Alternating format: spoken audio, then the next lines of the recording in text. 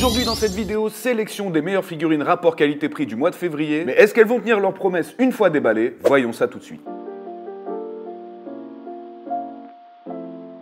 Alors là, attention, Fujiguro Toji dans la gamme Luminasta.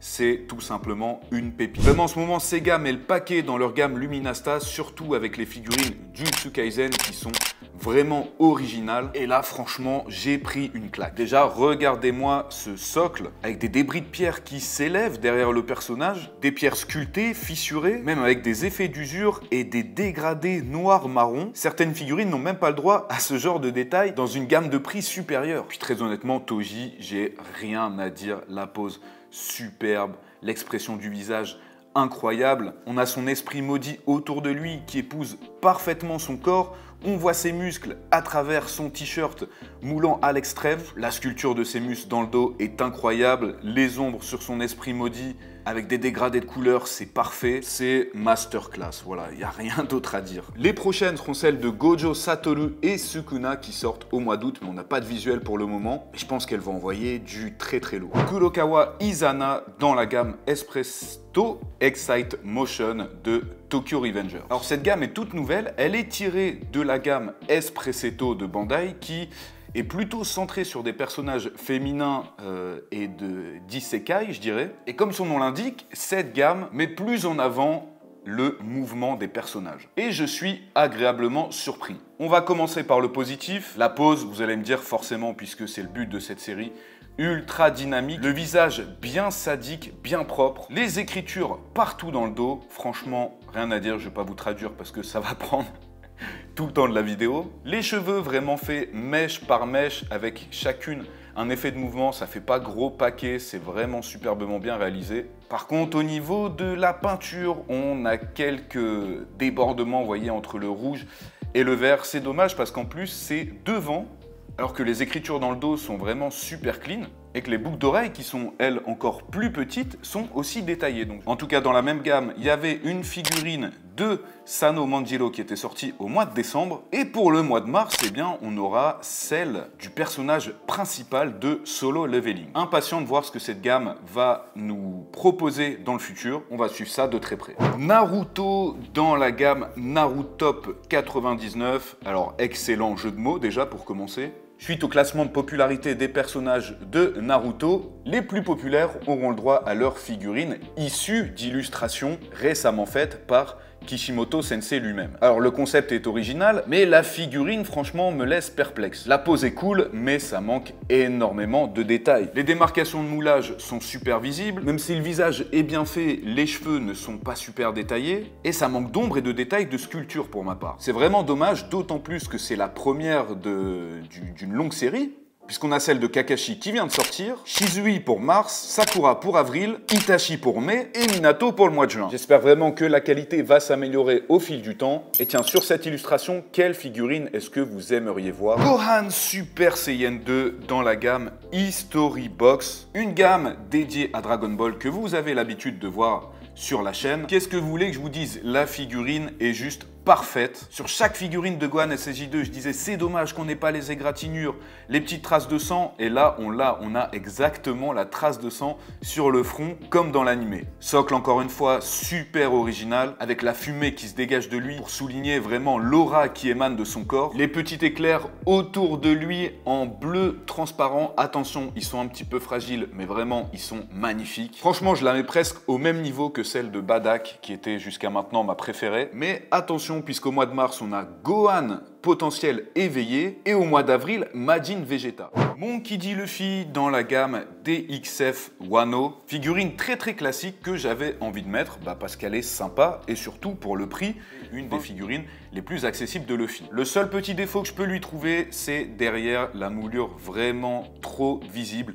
et c'est dommage puisqu'on avait vraiment énormément de détails sur son chapeau, sur ses cheveux qui sont franchement bien détaillés mèche par mèche et même sur son visage. C'est assez dur de reproduire l'expression de visage de Luffy lorsqu'il rigole comme ça, et là, c'est plutôt bien fait. Sinon, en autre option, vous avez la Battle Record Collection 2 dans la même gamme de prix. Si vous avez un budget un petit peu plus élevé, vous avez la Maximatic aux alentours de 30 €. Et alors, la meilleure qui est sortie en 2023, c'est clairement la King of Artists, mais là on est plus sur du 40 €. Joso, le personnage le plus stylé de Jujutsu Kaisen dans la gamme Jufutsu no Waza. Alors je vous dis d'entrée, si cette figurine vous intéresse, ne tardez pas trop puisque toutes les autres figurines de cette gamme sont actuellement sold out. Joso est en train de préparer son attaque du sang perforant, je sais pas si c'est le nom officiel. Elle est sublime, il n'y a rien à dire, hein. Tout est parfait. Le personnage colle parfaitement, l'expression du visage, même l'effet de mouvement au niveau de ses manches.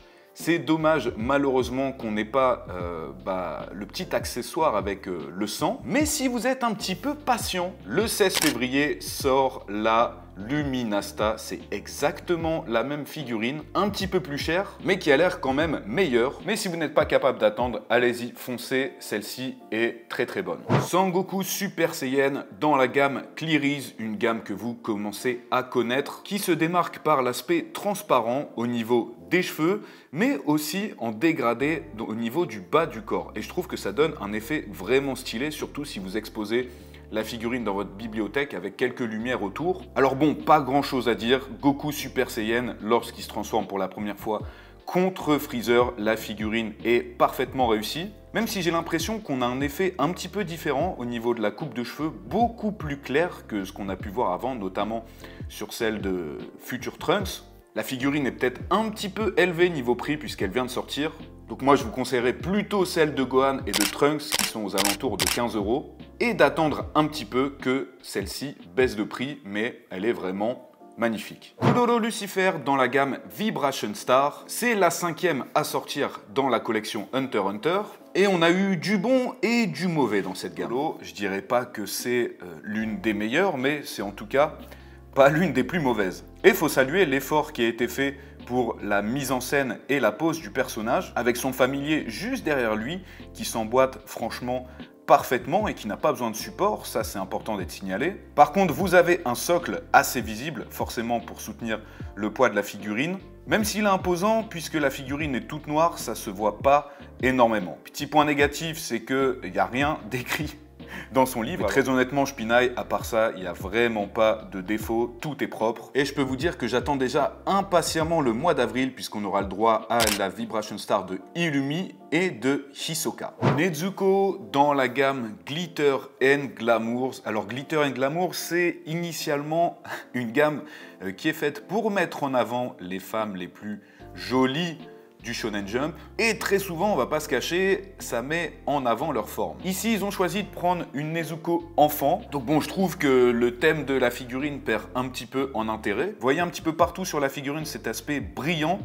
que ce soit sur son kimono, dans ses cheveux, surtout que c'est différentes nuances. Son kimono d'ailleurs est sculpté, je trouve ça vraiment très bien fait. Un petit peu dommage, la démarcation au niveau de ses cheveux grossiers et la mèche de devant. Et les deux mèches là, ça fait un énorme paquet. Mais autre chose à signaler, c'est le socle. Alors, il est minuscule. Et sur ça, moi, je dis c'est une progression. Je veux plus de figurines avec des socles comme ceci. Mais sinon, dans la même gamme, ce mois-ci, vous avez une figurine de Makima qui est sortie, mais aussi une figurine de TA de l'anime Spy Kyushitsu. Je ne connais absolument pas.